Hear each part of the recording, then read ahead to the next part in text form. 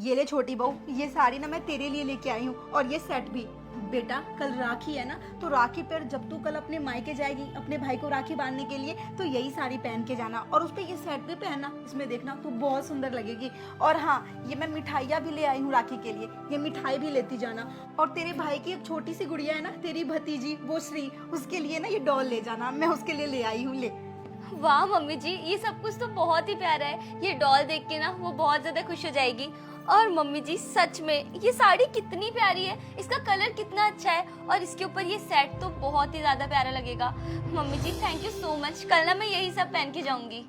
मुझे ना पता था तुझे ये सब जरूर पसंद आएगा, मैं इतने प्यार से जो लेके आई हूँ। और हाँ बेटा, मैं ये बोल रही थी, वो पड़ोस वाली अनीता है ना, वो बहुत अच्छा मेहंदी लगाती है। मैं उसे बोल दी थी कि मेरी बहू को ना मेहंदी लगा के जाना, तो वो आज आएगी थोड़ी देर में, तो उससे मेहंदी लगवा लेना और मेहंदी लगा के ही अपने मायके जाना। अरे तेरी शादी को अभी 1 साल ही तो हुए और पहली बार राखी पे जा रही है, तो अच्छे से तैयार होके जाना। और अगर ब्लीच फेशियल वगैरह भी कुछ करवाना हो ना, तो उससे करवा लेना, वो बहुत ही अच्छा करती है, पार्लर का काम जानती है वो। हाँ बेटा, अब जाके खाने वाने की तैयारी कर ले, वो मेहंदी वाली आती ही होगी। ठीक है मम्मी जी, प्रणाम। खुश रह बेटा। बड़ी बहू, बेटा अब तेरी बारी। ये ले, ये ना पूरे 5,000 रुपए हैं, तुझे राखी के लिए जो कुछ भी चाहिए ना वो खरीद लेना बेटा मार्केट से। मम्मी जी क्या करूंगी मैं 5,000 रुपए का? अरे छोटी बहू के लिए तो आप इतना सारा सामान लेकर आए हो और मुझे केवल ये 5,000 रुपए दे रहे हो, शर्म आनी चाहिए आपको। हाँ बहू, उसका सामान भी ना इतने ही का आया है, ज्यादा का नहीं आया है। 5,000 में सब कुछ आ गया उसका, तभी तो मैं तुझे 5,000 रुपए दे रही हूँ ना, कि तू भी अपने लिए कुछ ले आना। अच्छा मम्मी जी, आपकी लाडली बहू तो वही है, उसी के लिए आप सामान लेकर आई हो। अरे मेरे लिए भी सामान ले आती। क्या बहू, मैं तेरे लिए भी सामान ले आती, लेकिन तुझे तो मेरा लाया हुआ सामान कुछ भी पसंद ही नहीं आता है। छोटी बहू तो अब आई है इस घर में, लेकिन तू तो यहाँ पूरे 5 साल से है ना, और 5 साल से हर बार राखी पे, दिवाली पे, यहाँ तक कि करवा चौथ पे भी मैं तुझे साड़ियाँ, तेरा सेट, यहाँ तक कि चूड़ियाँ भी ला के देती थी, लेकिन तुझे तो मेरा दिया हुआ कुछ भी पसंद ही नहीं आता था। और आज जब मैं छोटी बहू को इतना सारा सामान दे रही हूँ, तो तू बोल रही है कि आप मेरे लिए सामान क्यों नहीं लाए? तू ही बोलती थी ना कि मम्मी जी आप तो मुझे पैसे दे दिया करो, हमारे घर पे ये रिवाज नहीं है, मेरे मायके में ये नहीं चलता, वो नहीं चलता, आप ऐसी साड़ियाँ ऐसी चूड़ियाँ ले आती हो, मेरे मायके वाले मेरा मजाक उड़ाएंगे कि कैसे घर में ब्याह दिया हमने बेटी को, कि ये अच्छा सा और एक ढंग का सूट सलवार या फिर साड़ियाँ पहन के नहीं आती। बेटा तुझे याद है ना पिछले राखी पे क्या हुआ था? बहू देखना, मैं तेरे लिए साड़ी लेके आई हूँ। इस बार जब तू राखी पे अपने घर जाएगी ना अपने भाई को राखी बांधने के लिए, तो यही साड़ी पहन के जाना। और इसके लिए मैं इसका सेट भी लेके आई हूँ, जब तू ये पहनेगी ना तो बहुत सुंदर दिखेगी इसमें। और हाँ, अगर तेरे को मेहंदी वगैरह लगवाना हो या पार्लर का कोई काम करवाना हो, तो ये बगल में जो रहती है ना उसको मैं बुला दूंगी, वो सब कुछ कर देगी। अच्छा मम्मी जी दिखाना एक बार। ये साड़ी आपको क्यों लगता है मैं ये साड़ी पहनूंगी? अरे ऐसी साड़ी है ना हमारे घर में नौकरानियां पहनती है, हमारे घर में कोई ऐसी साड़ियों को हाथ भी नहीं लगाता है। इतनी सस्ती और इतने भड़कीले कलर वाली साड़ी अगर मैं मेरे मायके में पहनकर चली गई ना, तो सब लोग मेरा ही मजाक उड़ाएंगे। मुझे नहीं पहननी ऐसी साड़ी, आप अपने पास ही रखो। ठीक है मम्मी जी। हे भगवान, ये मुझसे कितनी बड़ी गलती हो गई। मम्मी जी तो हर त्योहारों पर मेरे लिए सामान लेकर आया करती थी, लेकिन मैं ही उनकी बेइज्जती कर दिया करती थी। ये कितनी गंदी साड़ी है, कैसी साड़ी है। और आज आलिया ने ना सबके दिलों में अपनी जगह बना ली है।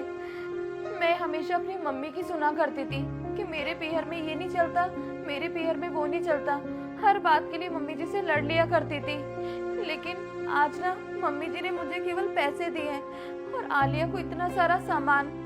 अब कुछ भी नहीं हो सकता, या तो मुझे अपनी मम्मी की बात मानकर अपने पीहर में ही सारे त्योहार मनाने पड़ेंगे, या फिर ससुराल में रहना है तो ससुराल में सासू माँ की सारी बातें माननी पड़ेगी। तो मुझे एक काम करना चाहिए, मम्मी जी से ना अभी माफी मांगनी चाहिए और ये पैसे भी मैं मम्मी को ही दे दूंगी। कह दूंगी आप भी मेरे लिए साड़ी ले आना। मम्मी जी ये लो चाय।